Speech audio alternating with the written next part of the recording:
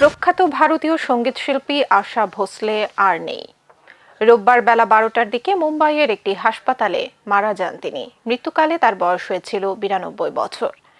শনিবার সন্ধ্যাবেলা হঠাৎই ছড়িয়ে পড়ে আশা ভোসলের অসুস্থতার খবর। ধারণা করা হয় তিনি হৃদরোগে আক্রান্ত হয়েছেন। পরে তার পরিবার থেকে জানানো হয় চরম ক্লান্তি এবং বুকে সংক্রমণের কারণে তাকে হাসপাতালে ভর্তি করা হয়। রোববার তার মৃত্যুর খবর নিশ্চিত করেন ছেলে আনন্দ ভোসলে। ভারতীয় সঙ্গীতের অন্যতম বহুমুখী প্লেব্যাক গায়িকা ছিলেন আশা ভোসলে।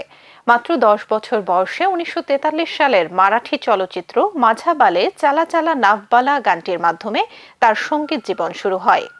ক্যারিয়ারের শুরুতে নাচের গানের গায়িকা হিসেবে পরিচিতি পেলেও গজল ও শাস্ত্রীয় সঙ্গীতেও দক্ষতার প্রমাণ রেখেছেন। 8 দশকের দীর্ঘ ক্যারিয়ারে তিনি একাধিক গান উপহার দিয়েছেন। ভারতীয় ভাষার পাশাপাশি বিভিন্ন বিদেশি ভাষাতেও রয়েছে তার হাজার হাজার গান।